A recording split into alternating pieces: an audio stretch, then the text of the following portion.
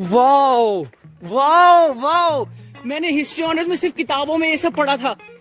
अभी पब्लिक को पता ही नहीं था। वैष्णो देवी माता के मंदिर आए, ये भीमबेटका रॉक्स के बीच में मंदिर बना, मेरे को तो पता ही नहीं था। हमारा ये experience one of the best experience था हमारे पूरे मध्य प्रदेश की ट्रिप में।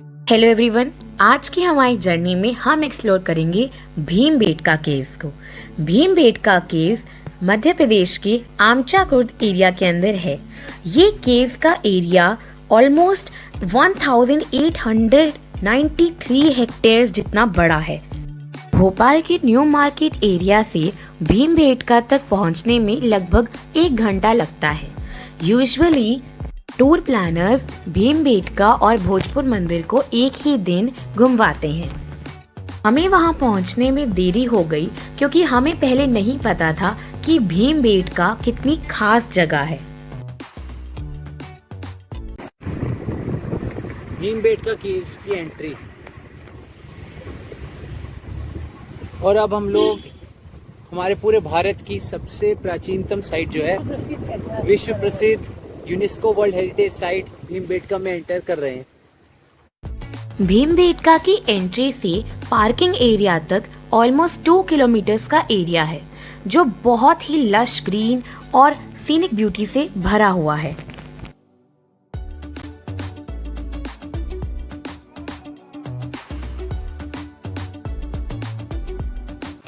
तो हम लोग भीमबेटका में अब एंट्री ले चुके हैं। यहाँ पे 150 रुपये जो है पर कार का खर्चा है, और यही में इसमें पार्किंग इंक्लूडेड है।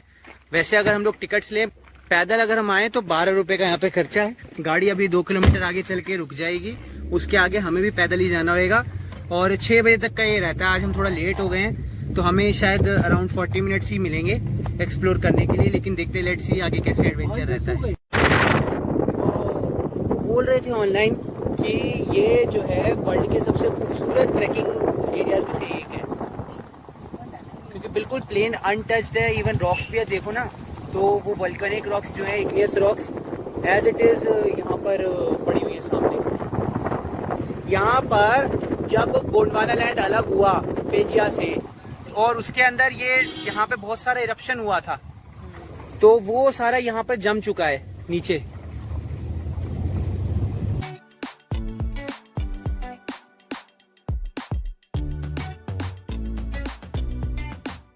भीमबेटका केव्स से पहले का ट्रेकिंग का एरिया भी इतना सुंदर है कि आपका मन ही नहीं करेगा कि आप वहां से वापस आएं।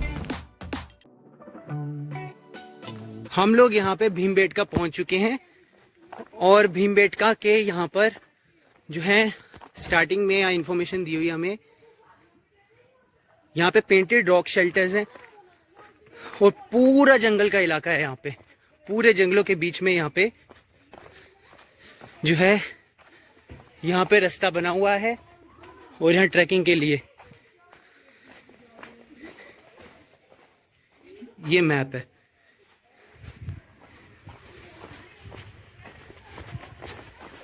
हम थोड़ा लेट हो गए, हमें थोड़ा जल्दी, अगर आप लोगों को यहाँ आना हो ना तो प्लीज टाइम निकाल के एटलीस्ट सुबह 10 बजे आए, और कम से कम 4, 5, 6 घंटे यहाँ पर खाना वाना लेके आए, अपना पानी वानी अच्छे से साथ लेके आए। हम लोग पहले शिव मंदिर चले गए थे तो हमारे पास पानी भी खत्म हो रहा है।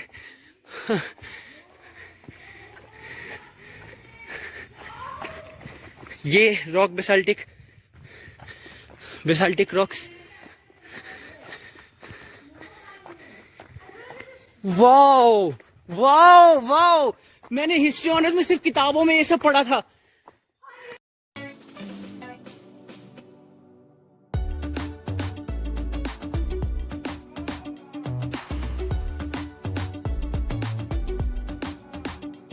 भीमबेटका की इन वॉल्स पर हमें पुरातन काल के नियोलिथिक पीरियड के, यानी कि अराउंड 10,000 ईयर्स अगो की पेंटिंग्स देखने को मिली।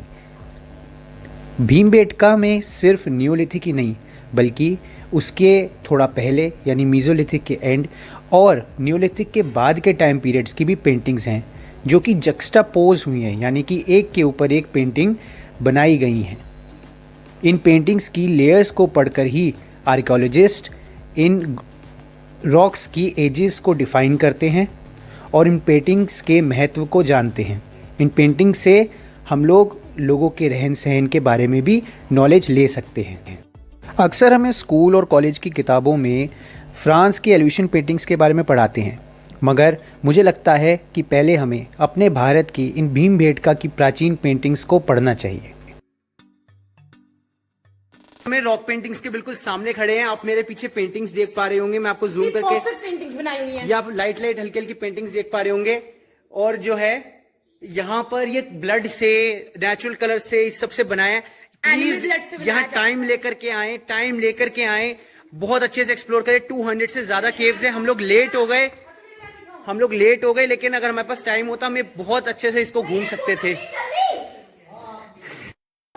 यहाँ पे तेंदू लीव्स लगे हैं, इन्हीं तेंदू लीव्स के ही, जो इनको पीस करके इनके ही पेंट निकाला जाता था। और ये इन्होंने जैसे यहाँ पे भी ये चढ़ने वगैरह के लिए ना इस टाइप से बना रखे, ग्रिप्स वगैरह ऊपर तक चढ़ते होंगे। हवाओं से टकरा के जियोलॉजी भी यहाँ पे हमें बहुत अच्छे से समझ में आ रही है। टकरा के ये केज का जो है रास्ता बना है, कितना पतला सकरा अब ये हो चुका है। इरोजनल और डेपोजिशनल फीचर्स दोनों यहाँ पे हमें देखने को मिल रहे हैं। इरोजनल ज्यादा है। ये बहुत ही ब्यूटीफुल पेंटिंग्स जो है कब की हैं ये, 1 मिनट में पढ़ता हूँ। वीएस वाकनकर ने इनको ढूंढा है और ये है, इसमें there are 453 figures in the shelter comprising 252 animals. इसमें 453 इमेजेस रॉक के अंदर बनी हुई हैं, जिसमें से 252 जो हैं एनिमल स्पीशीज हैं, नहीं 252 एनिमल्स हैं 16 स्पीशीज के, और 90 से ज्यादा ह्यूमंस की यहाँ पे जो है फोटोज बनी हुई है। 90 से ज्यादा ह्यूमंस की फोटो हैं और यहाँ पर 99 अलग अलग कृतियां हैं और यहाँ पे ना सुपर इम्पोज है, एक के ऊपर एक पेंटिंग्स हैं। अगर हम इन पेंटिंग्स को गौर से देखेंगे तो हम रियलाइज़ करेंगे कि इन पेंटिंग्स को नेचुरल कलर से बनाया गया है, जैसे कि एनिमल्स के खून से, उसके बाद आसपास के जो पत्ते मिले या जो भी मिनरल्स होते थे उनसे। अगर हम इन पेंटिंग्स की आकृतियों को देखें तो हम जानेंगे कि ये पेंटिंग्स का फोकस मेनली उनकी आम जिंदगी को दर्शाना था। वो यहाँ पर, कुछ एक्सपर्ट्स का कहना है कि वो यहाँ पर बैठकर प्लानिंग करते थे कि हम अपने शिकार पर कैसे जाएंगे और कौन क्या करेगा। कुछ कहते हैं कि वो अपनी रियल लाइफ को ही एक्सप्रेस करते थे। हम लोग अभी रॉक शेल्टर्स आ चुके हैं। वो पेंटिंग्स बनी हुई है नीचे, तो होंगी।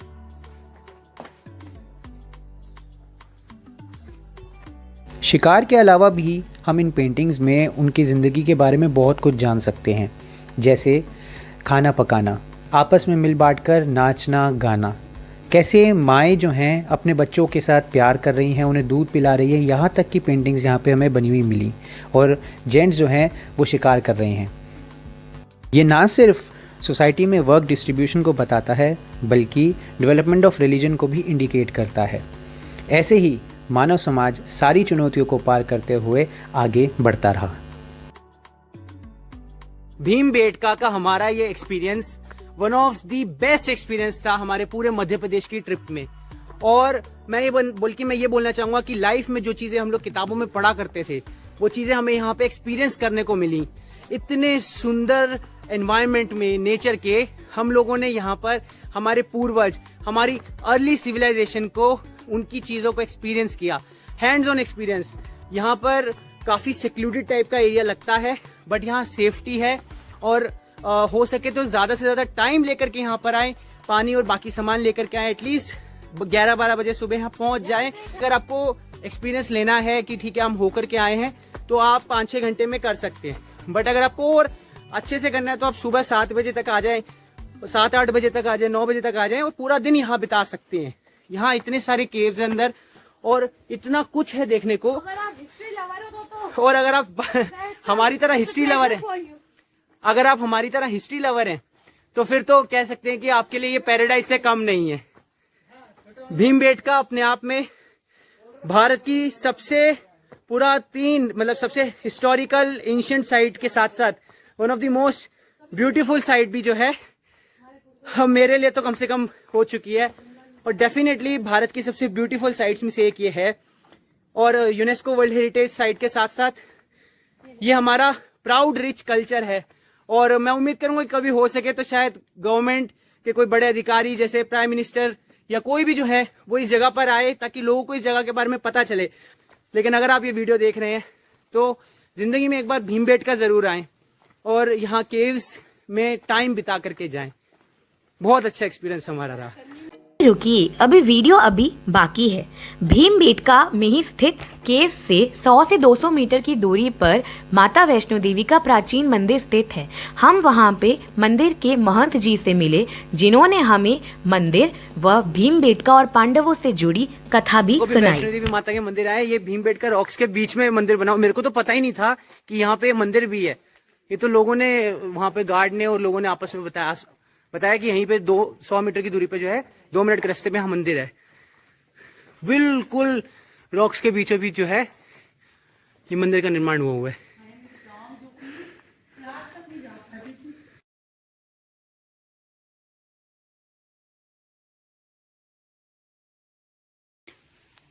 कहा जाता है कि पांडवों के द्वारा स्थापित ये मंदिर है।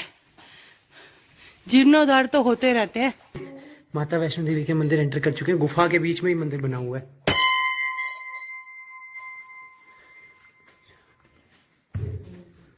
ये देखिए, ये गुफा के बीच में ये मंदिर बना हुआ है। हम लोग वैष्णो देवी माता के मंदिर आ चुके हैं।